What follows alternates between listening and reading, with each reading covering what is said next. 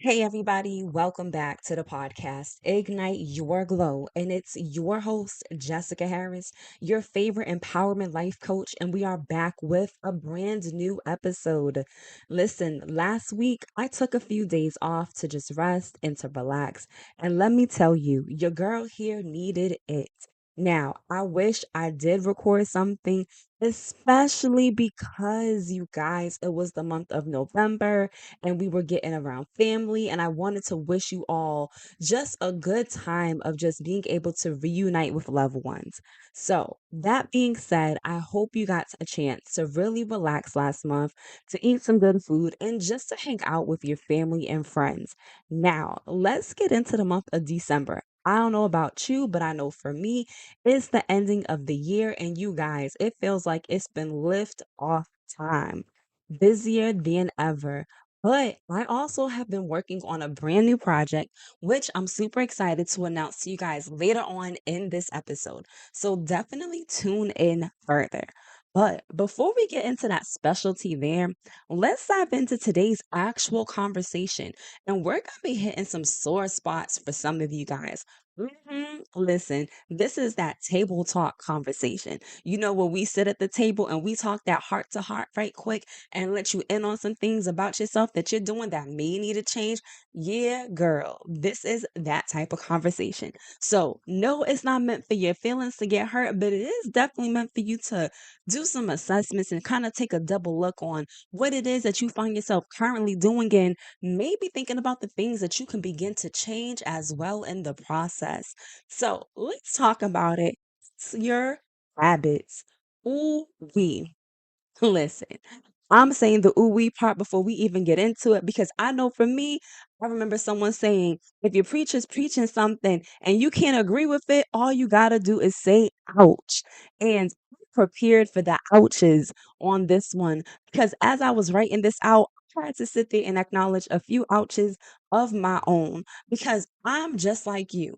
I've had my own fair share of habits that weren't the greatest for one reason or another that have been with me over a course of time, years, not like months, not like days, but years, right? So I'm not going to only be talking to you about some of the habits that you may need to kick, but I'm also going to be referencing some of the situations and stories of my own. So this way you can understand that you're not the only one.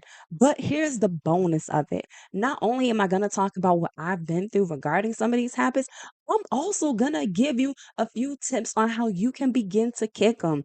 And y'all, you're gonna want to tune in because if you're anything like me, being tardy, being late, and procrastinating is a thing that you are gonna say come 2025 that it's a thing of the past. Why? Because I'm believing you gonna leave all them bad habits in 2024 where they belong.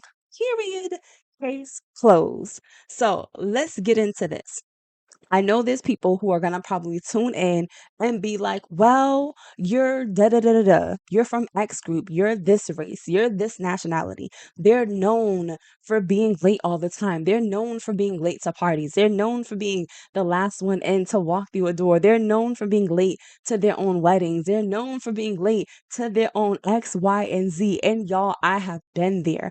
I have been the person to be like, yo, I work on half past black or half past this, that, and the third. Like, y'all, I have been there. I have said those very same things as well. But a lot of that was done in my youth. And hear me when I tell you, it wasn't just something that I did as a kid, that I did as a teenager. I was doing these same things as an adult. And it was so bad that my friends, my family all knew and even expected me to be late. Can you imagine having a group of people knowing, like, okay, if this party is starting at 4, she's most likely not gonna walk in until about 5:30? Like, can you imagine people looking at you and be like, wow, I'm surprised you even got here an hour late? Thought you was gonna be pushing like 6, and then you laugh about it, right? But the reality is there probably is some truth to the fact, right? They know that you're not reliable to come in at the time that things are starting. And although it sounds like fun and games because yes, it's a party, yes, it's a special engagement, the reality is this. If this was something like work or school or anything or of that nature or even like a business meeting, you running that type of schedule and that type of tone would be unacceptable. Someone coming in for a business meeting looking at you like, yo, you're about an hour late. Like, I'm not about to meet with you. I got other things to do, right? And that's a sore spot that I want to touch on because that's something that I didn't sit there and take into account with my tardiness, not until years later when it started to impact me. When other people started being late and their tardiness started interfering with my life. And I was like, whoa, whoa, whoa, whoa, whoa. See, it was okay for me to be late. It was okay for me to run late. It was okay for me to run tardy because it wasn't interfering with my life. But the moment someone else's tardiness started to interrupt my flow, oh no, case closed. You got to go and fix whatever it is that you got going on because I'm about to have it. The reality is this, the very same thing that they were doing to me is exactly what I probably was doing to 1,000 other people. Not really 1,000, but y'all get the miss, right? I was doing the very same thing. The difference was no one was coming to me saying, hey, Jess, your tardiness is an issue. Hey, Jess, you coming late to appointments is a problem. Hey, Jess, you coming late to parties is an issue. No one was really saying that. And if they did, they laughed at it as they did. So I didn't take it as serious. But it wasn't, like I said, until it started to impact me that I had to sit there and take into account, like, yo, don't you do the very same thing? And I'm like, yeah, I kind of do. But that wasn't the end of it. Because it wasn't like me just being late when it came to parties and gatherings. It was me being late for work. It was me being late for school. It was me being late to all these different areas of my life. I started to see how that was starting to look unreliable to a lot of different people in a lot of different areas. And that was a habit that I wanted to shift, not for other people, but for myself, because I was tired of always being the person who ran late. It's like, you know what? I'm gonna be on time because this way they can't say they expect me to be late. Like, it's fun and games when you're young, but the reality is that fun and games part was immaturity. It was the immature component of things. It was the fact that I didn't care about other people's opinions. But when I started to care about the representation that I had for myself, the credibility that I was trying to build up for myself, I had to realize that something needed to change. But that wasn't the only area that had to have a shift. There was this other one. And y'all, I feel like this next one was even worse than my tardiness. Why? Because this was one that I'm going to be really honest about. I took full advantage of this from high school through college. And I kind of stopped it like just before I finished college, but it is something that was like, yeah, I was just a hot mess during that particular period of time. So let's get into this big one. Can you guess it? The biggest and baddest one of them all, at least to me in my regards for it. I'll give you a minute. It starts with the letter P. Like, think about it, right? What does I want to say like 99% of youth do these days? They procrastinate. And you guys, I was one of them. Hear me when I tell you, procrastination, I feel like it was like a badge of honor, y'all. It was sad. It should never have been a badge of honor, but it was. I'm gonna be real. I'm gonna be very honest. I don't claim that now, but at that time, that's what it was for me. Being a procrastinator was like, yo, that's me. Like, I would raise my hand easily, gladly, quickly every time someone would ask that question, like, who procrastinates? And I'm like, me. And they're like, why? I'm like, I don't know, because I like to work under pressure. Like, that would be the excuse that I would offer because there was something about working under pressure that gave me, like, it just gave me this exhilarating experience to be able to be under pressure. It gave me this high to be able to say that I worked on this project and I got an A on it and I only worked on it for 4 hours. It was something about being able to do an all-nighter, right? While working third shift, working on a paper, turning it in at 8 in the morning, knowing I only started it at 4 and getting an A on it regardless. Like, to me, it just felt like, yo, I'm the baddest out here because I'm working third shift, running papers on the same day, getting them submitted and still getting good grades. Like, yo, I thought you couldn't tell me nothing. I thought I was the ish, period. Like, that's just it. That's how it was. And y'all, that was a very, very, very immature concept to have. Why? Because the reality is this. Yes, I may have gotten a good grade on several assignments that I did just like that, but here's the kicker. I could have done better.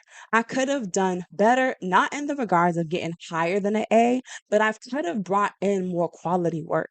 I could have gotten her to really look at what I was capable of doing. I could have stretched my mind more into bringing her stuff that really could have been critiqued at a higher caliber. I could have literally excelled further than my own expectations of myself had I not decided to procrastinate, had I actually took the timelines that I was given and actually put in the work that was needed for it. And here's the thing, I didn't because I didn't feel like at that time I had to. But now being older, now being wiser, I understand that all of that stemmed from areas of time management where I wasn't used to having to be accountable for my actions when it came to the time that I was using. Why? Because no one was really calling me out on it. And like I said, those that did, half the time they were joking or they came off as though they were. And I didn't take them seriously. I didn't have a lot of regard for other people and their feelings when it came to how my actions impacted them. But when I started to realize and piece together the fact that time management was the source of my issues, it was me understanding the value of time, understanding how to remain accountable for my time, me understanding how to time block the time that I do have available to not only accomplish the task that I may have in front of me, but how I could also get goals conquered at the same time by being able to piece together what is what and when to do what and how to bring everything together. Can you imagine being in a business meeting and them saying to you, hey, we gave you a timeline to accomplish this major project that's going to bring in $5 million into the company. And it was due November 23rd. And you're up November 22nd trying to start the project that takes at least a week to be able to collect the data from it. And then now the 23rd is rolling in and you have nothing to offer. Can you imagine rolling into that meeting, missing a $5 million deal? All because you chose to disregard the timing of the assignment, because you chose to disregard what was necessary and how much time you really needed in order to accomplish it. I don't want to be that person.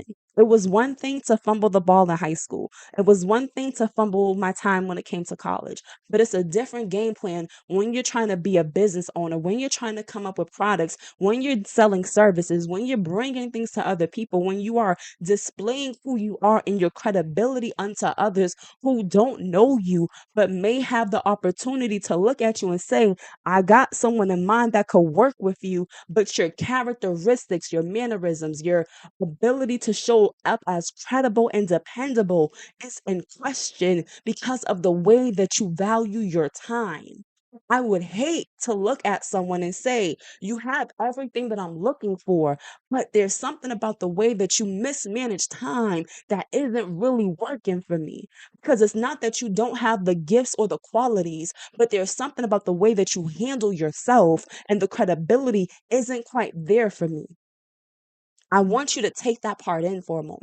Because when someone looks at you, they're not just looking for gifts, they're not just looking for talents. 1,000 people got the same talent as you, but the mannerisms, the characteristics, the personality that you carry is a unique factor as to who you are versus the person that's standing next to you. I think about people who get into Harvard, people who get into all these different universities, UMass Boston and Fordham University and Simmons College and all these others, UConn, X, Y, and Z, right? So many students have the grades. So many students have, the essays. They have the this, they have the that. They have all the things that they're looking for. But then you start looking at the extracurriculars. Then you start looking at the recommendation letters. Then you start looking at the personal essay. And then you start to get an idea of this person from a personable level. Then you start to understand who they are as an individual and not just as this person that they see on paper. It's the same with you and I. When we begin to look at the habits that we have and how we carry ourselves with those habits, we have to understand it's not just us who's looking in the mirror, but that there are other people who watch us, who see us, who are acknowledging the way that we carry ourselves and how we treat other people. And they are making judgments. Let's be honest here, right? as to whether or not they want to engage with you further. Can they sit there and walk with you on this journey, trusting you with what it is that they carry to believe that you're going to bring it forth in the ways in which they need it to? Or are they going to be looking at you and being like, yo, every time I send them this project, it always comes back to me 5 days late. Like, I can't keep bringing it to my boss late like this because my boss is looking at me like, what's going on with your team? And I'm looking at my team like, yo, what's going on? I gave you enough time. I was a manager a few years ago at a retail store. And I'll never forget having all these qualified candidates, right? Like they could sell nothing. Like they could sell with no issues, right? Like it was easy for them to sell. It was a no-brainer for them. But some of the problems that some of them had was getting to work on time, right? And you would think it's an easy fix, like, yo, leave a little earlier. Leave a little this, leave a little that. It would be to the point where I would sit with some of them and be like, yo, if your shift starts at this time, what time are you leaving the house at? How long does it take you to get here? Okay, so if you know that it takes you 30 minutes to get here, but you're leaving at this time, you're not leaving yourself enough time to get here with the grace that there may be an issue on the road. So let's think about how you can actually get here on time. Maybe you can take the bus that comes at X or Y or Z or whatever the case. Like I will literally baby some of my employees, not because they were babies, but because I understood because I was once there. And that didn't last for long because I had a small team. But I remember doing that with some people. Why? Because I understood that they struggled with the very thing that I had struggled with, and that was with time management. And maybe they didn't have anybody come to them and hold them accountable, but guess what? I was going to do that. I was going to be that person. Why? Because I wish someone had held me accountable to sit with me to break it down so I could understand that the representation that I bring matters. Because regardless of the gifts and the talents that you carry, how else you carry yourself along with the other factors are also going to be put into question when someone sees you as the full picture and not just a portion of what you can offer. So, that being said, I have a plan for you. I'm not leaving you out here and for the wolves to eat. I'm not leaving you out here to be overtaken by these bad habits. Instead, I'm here to offer you a solution that's going to be involved in our 30-day mentorship program with the Redefine Her project. Why? Because I believe that habits, one, take time to change, two, accountability is needed, and three, it's not a one sided thing. There's areas where that part ties into something else, and you're gonna need to have the awareness and you're going to need to be able to acknowledge these areas to begin making the changes that are needed for it. Number three or four, right, is this. It's not a microwave change. For me, when it came to me shifting and changing these habits, it didn't happen overnight. It took, in some cases, months. In other cases, I have seen the effects over time. So, meaning that I wasn't clocking how long it took for the habits to change. But I could tell you right now, my habits from today versus 10 years ago are vastly different. The way that I value time today versus 5 years ago is vastly different. The way that I value my time today versus last year is vastly different.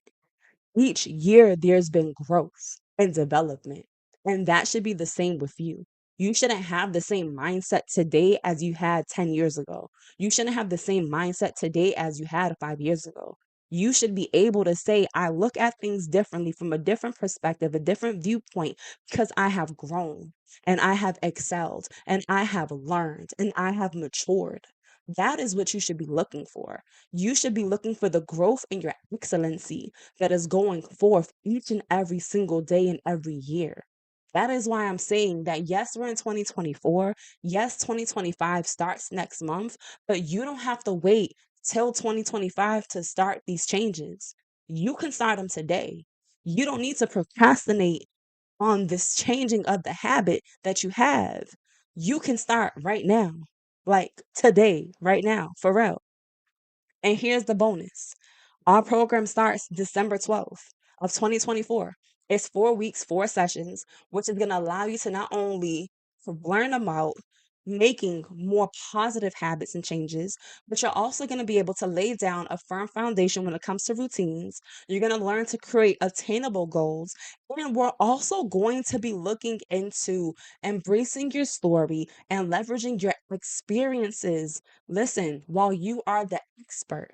Because the truth is this, you're the expert of your experiences. So when you begin to change your habits, change your mindset, change up your routines, you can begin to embrace what you have gone through and leverage that to other people, where you can offer them advice, you can offer them consultations, you can get a book and play, and so many more, and so much more, right? There's so many avenues you could take with it. And that's what we're going to be diving into over the next 30 days, starting on December the 12th.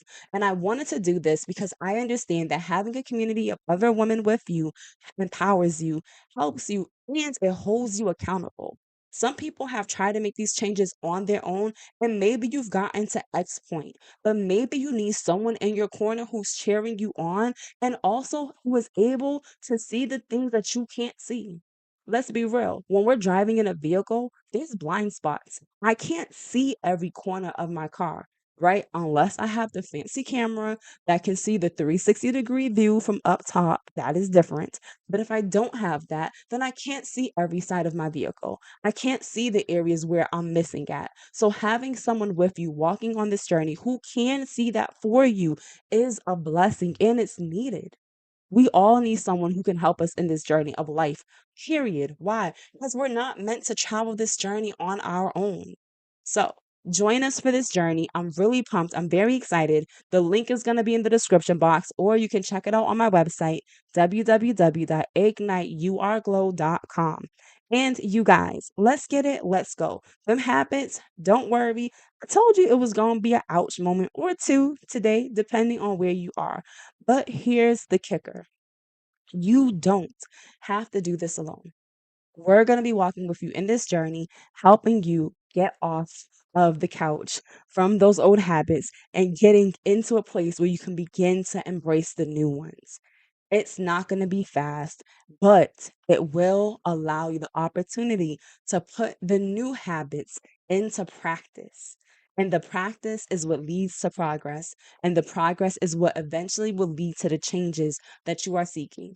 My favorite phrase is that small steps of change leads to greater impact. That is something that I have lived by for the last several years, and it continues to remain true in every area that I have ever had to make a change in. Small steps lead to greater impact. Write that down somewhere. Read it daily out loud and follow it to a T because you have the ability to make the change within yourself that you deserve to see. So, that is it for today's episode. I hope you have an amazing day, everybody, and I will catch you on the next one. Peace and blessings.